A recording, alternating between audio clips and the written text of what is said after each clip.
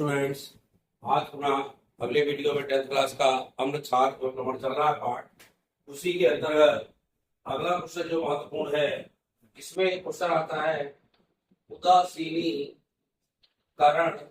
अभिक्रिया को उदाहरण सहित लिखिए। उदासीनीकरण अभिक्रिया, उदासीनी अपना बता दें आपको, अम्ल क्षार परस्पर आपस में मिलकर के जब अम्ल और क्षार, ध्यान रखिएगा, अम्ल क्षार हम दोनों आपको पढ़ा चुके हैं। अम्ल और क्षार दोनों परस्पर अभिक्रिया करके एक दूसरे को उदासीन कर देते हैं। जब ये दोनों क्रिया करेंगे तो ये उदासीन करेंगे किसको? एक दूसरे को। ये उसको उदासीन करेगा, ये इसको उदासीन करेगा, यानी परस्पर एक दूसरे को उदासीन कर देते हैं और लवण एवं जल का निर्माण करते हैं। और इससे बनेगा क्या? लवण धन जल बनेगा। सुन लीजिए, अम्ल और क्षार परस्पर आपस में क्रिया करके एक दूसरे को उदासीन करते हुए लवण एवं जल का निर्माण करते हैं। इस क्रिया को उदासीनीकरण अभिक्रिया कहते हैं। क्या कहते हैं? उदासीनीकरण। सुनिए, ऐसी अभिक्रिया जिसमें अम्ल और क्षार परस्पर आपस में मिलकर के एक दूसरे को उदासीन कर देते हैं तथा लवण एवं जल बनाते हैं, यह क्रिया उदासीनीकरण अभिक्रिया कहलाती है। अब इसके उदाहरण में चले। हमने मान लो यहाँ लिख दिया अम्ल, इसका नाम है, लिख लीजिए, हाइड्रोक्लोरिक अम्ल। ये हाइड्रोक्लोरिक अम्ल हो गया। अम्ल और क्षार लेना है। क्षार में हमने ले लिया, मान लीजिए NaOH, इसका नाम लिख लीजिएगा सोडियम हाइड्रोक्साइड। ये क्षार, क्या ये क्षार है स्टूडेंट। जब हाइड्रोक्लोरिक अम्ल सोडियम हाइड्रोक्साइड से अभिक्रिया करता है तो बनता क्या है? लवण एवं जल। तो थोड़ा सा लीजिए, ये परस्पर एक दूसरे से उदासीन होंगे। इसका OH यहाँ से टूट करके इसके H से मिलेगा और NaCl लवण बन जाएगा। लवण क्या बन गया? NaCl प्लस बनेगा पानी, ये बन गया हमारा जल। क्या बन गया? और ये लवण है, इसको तो आप लोग सब जानते हैं ना। लवण क्या कहलाता है? ये है सोडियम क्लोराइड। नोट कर लीजिए, ये क्वेश्चन आपको बिल्कुल याद हो गया होगा।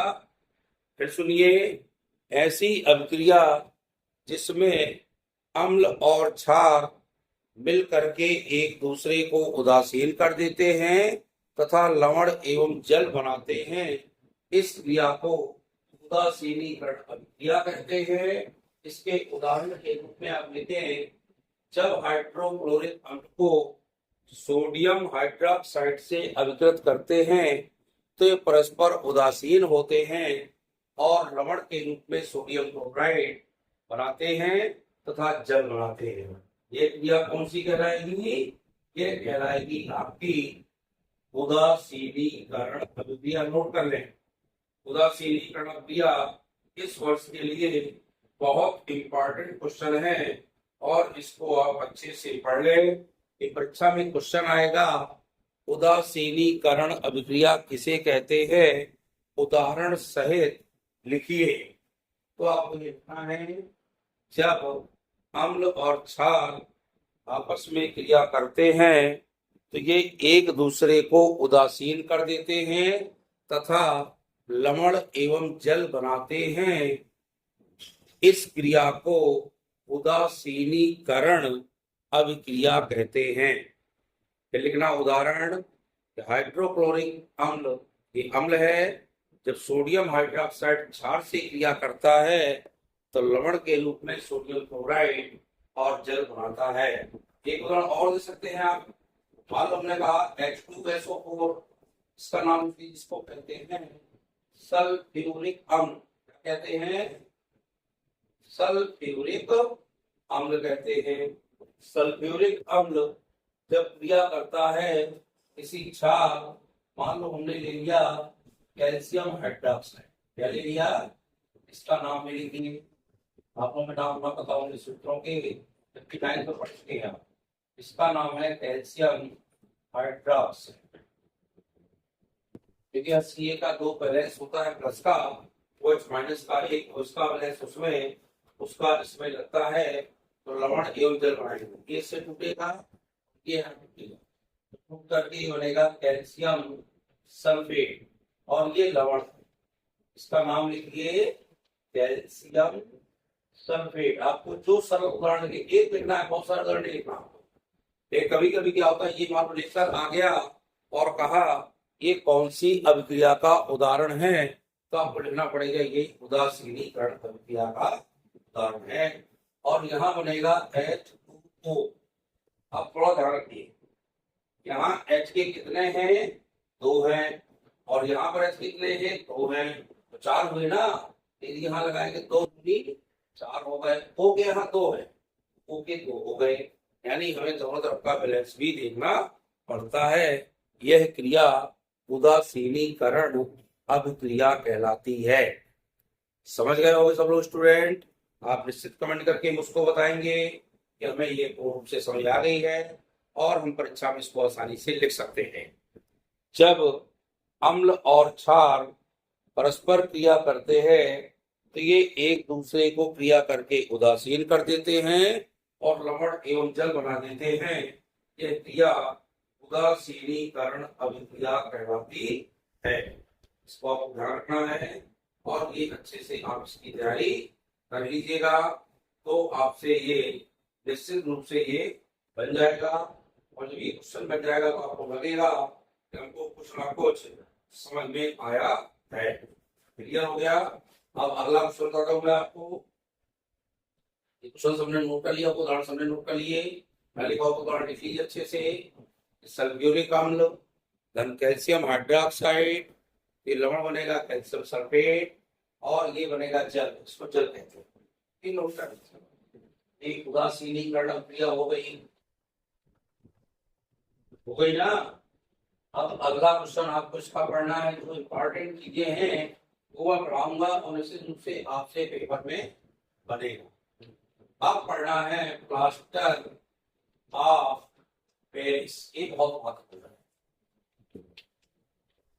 प्लास्टर ऑफ पेरिस किसे कहते हैं?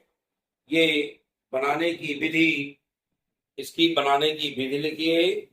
और प्लास्टर ऑफ पेरिस है क्या, इसकी जल से क्रिया लिखना है और इसके उपयोग भी लिखना है।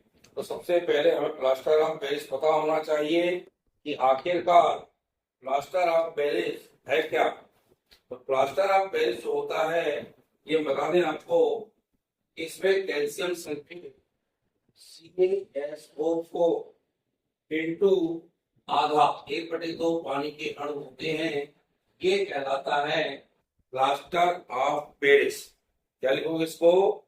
कैल्शियम सल्फेट और 1/2 अणु पानी के होते हैं, ये कहलाता है प्लास्टर ऑफ पेरिस।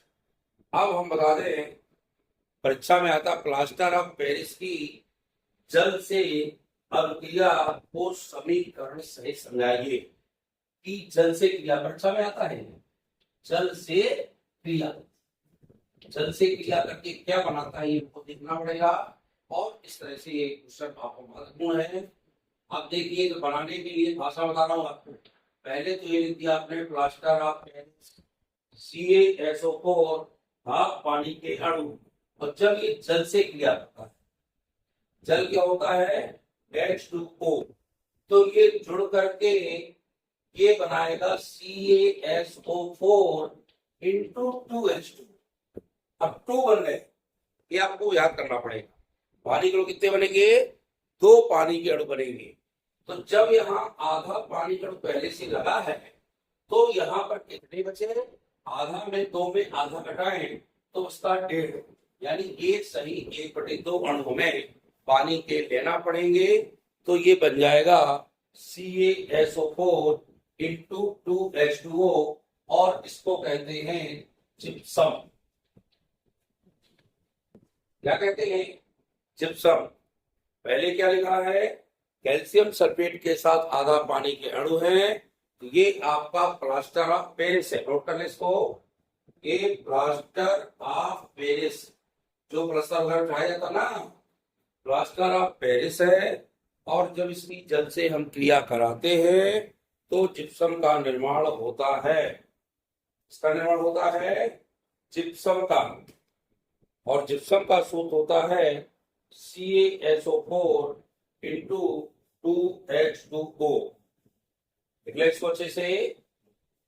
अब बात आती है कि परीक्षा में आता प्लास्टर ऑफ पेरिस के उपयोग में क्या आता है, उपयोग।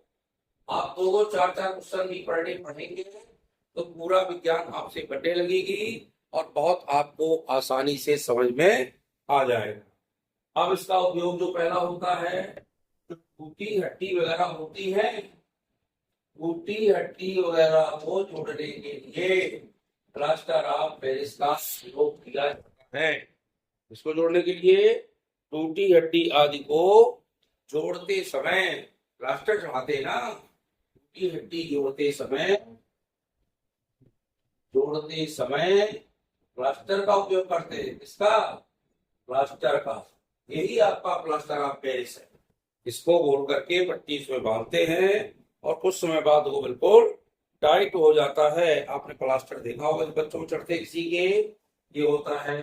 दूसरा, दांत लगाने के लिए सांचे बनाने। जब दांत किसी के टूट जाते हैं, दांत लगाते ना, दांत लगाने के लिए सांचे बनाने, सांचे बनते हैं। सांचे बनाने में, सांचे कैसे बनते हैं, सांचे बनते हैं पहले जैसे इतने नाप का दांत का नाप ले लिया, उसका सांचा को तैयार कर लिया, उतने नाप का दांत बना दिया। तो सांचा बनाने के लिए भी प्लास्टर ऑफ पेरिस का उपयोग किया जाता है। तीसरा है, इसमें मूर्तियां, मूर्ति भी प्लास्टर ऑफ पेरिस की आती है।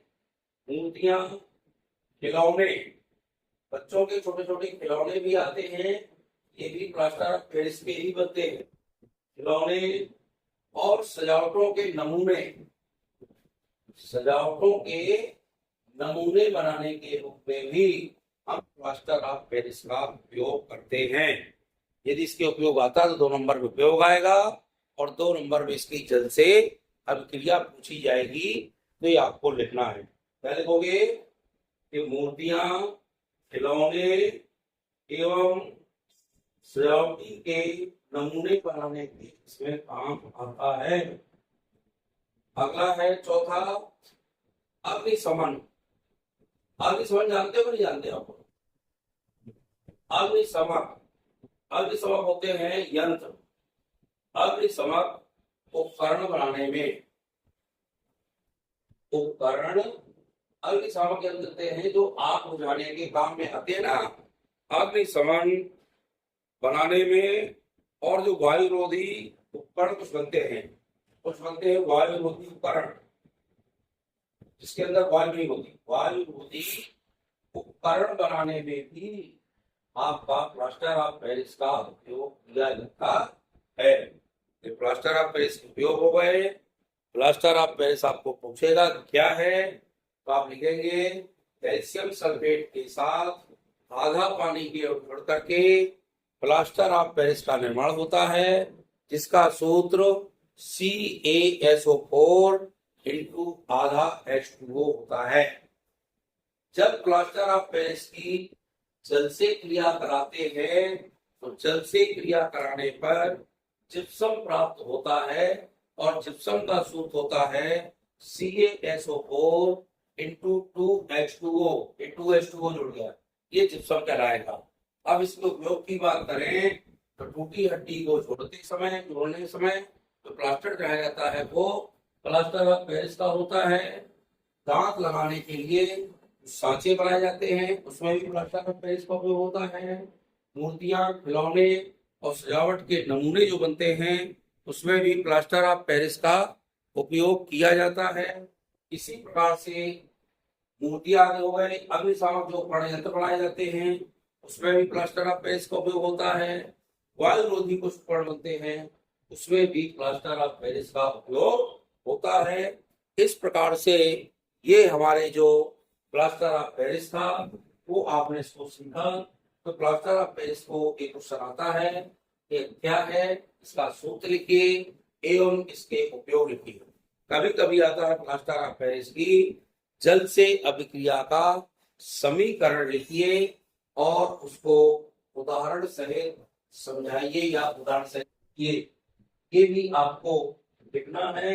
इसकी जल से क्रिया लिखना है, जल से क्रिया करके क्या बनाएगा, ये जिप्सम बनाएगा। क्या बनाएगा, जिप्सम। जिप्सम का सूत्र लिखिए CaSO4 × 2H2O। इसमें आधा अणु गुम हो गया इसका, प्लास्टर ऑफ पेरिस का, और एक सही 1/2 यानी 1.5 अणु किसके हो गए, आपके 1.5 अणु हो जाएंगे पानी के। तो मिल करके ये प्लास्टर ऑफ पेरिस का निर्माण करेगा, तो वो बनाएगा जिप्सम। क्या बना देगा, जिप्सम। और जिप्सम का सूत्र आपका हो जाएगा CaSO4 × 2H2O।